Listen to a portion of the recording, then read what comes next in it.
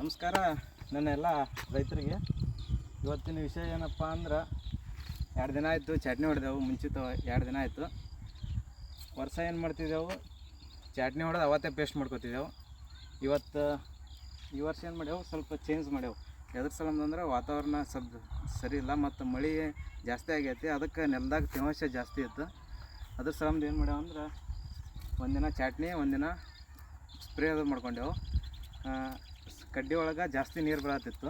ಅದ್ರ ಸಲಂದ ಏನು ಮಾಡಿದೆವು, ಒಂದಿನ ಚಟ್ನಿ ಹೊಡೋದು ಕಿಶಿಂದ ಸ್ವಲ್ಪ ಜಾಸ್ತಿ ನೀರು ಹೋಗಲಿ, ಮರುದಿವ್ಸ ಸ್ವಲ್ಪ ಕಡ್ಡಿ ಒಣಗ್ದಂಗೆ ಇರ್ತೈತೆ ಅಂಥೇಳಿ ನೆಕ್ಸ್ಟ್ ಮರುದಿವ್ಸ ಸ್ಪ್ರೇ ಅದು ಮಾಡ್ಕೊಂಡು ಕಿಶಿಂದ ಅಂದ್ರೆ ಜಲ್ಲಿ ಹೊಡ್ಲಿಕ್ಕೆ ಸ್ವಲ್ಪ ಇದು ಆಗ್ತೈತೆ.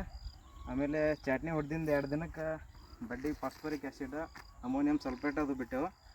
ಯಾಕಂದ್ರೆ ಸ್ವಲ್ಪ ನೆಲದು ಡಿಲ್ಲ ಅಲ್ಲಿ ಬೇರದು ಸ್ವಲ್ಪ ಬ್ಲ್ಯಾಕ್ ಅದು ಇದ್ದಿದ್ದು ಸ್ವಲ್ಪ ವೈಟ್ ಬೇರದು ಅಲ್ಲಿ ಆಗೋ ಸಲಂದ ಬಿಟ್ಟಿದ್ದೆವು. ಮತ್ತು ಸ್ವಲ್ಪ ಪಡ್ದಾಗದು ಅಡ್ಡಾಡತ್ತಿದ್ದೆವು. ಸ್ವಲ್ಪ ಹುಳ ಉಡ್ದೆ ಅದು ಕಾಣಾಕತ್ತು. ಅದ್ರ ಸಲಂದ ಏನು ಮಾಡ್ಯೆವು, ಕ್ಲೋರೋ ಮತ್ತು ಸುದರ್ಶನ ತೊಗೋಬೇಕಂತ ಮಾಡ್ಯೆವು. ಕ್ಲೋರೋ ಎದಕ್ಕಂತಂದ್ರೆ ಸ್ವಲ್ಪ ಹುಳ ಎಲ್ಲ ಸಾಯ್ತವೆ, ಪೀಡಿ ಅದು ಹುಳ.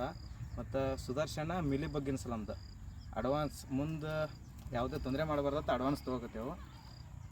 ಈ ಕ್ಲೋರೋ ಎಷ್ಟಿಲ್ಲ ಅಂದರೆ 2 ml ಹಾಕ್ಬೇಕು 1 ಲೀಟ್ರ್ ನೀರಿಗೆ. ಮತ್ತು ಸುದರ್ಶನ್ನು 2 ml ಹಾಕ್ಬೇಕು 1 ಲೀಟ್ರ್ ನೀರಿಗೆ. ಇವತ್ತಿಗೆ ಚಟ್ನಿ ಹೊಡೆದು 2 ದಿನ ಆಯಿತು. ನೆಕ್ಸ್ಟ್ ಯಾವ್ಯಾವ ಔಷಧ ಹೊಡ್ಕೋತೇವೆ, ಏನೇನು ಮಾಡ್ತೇವೆ ಅಂತ ನೆಕ್ಸ್ಟ್ ವಿಡಿಯೋದಾಗ ಹೇಳ್ತೀನಿ. Like, share and subscribe.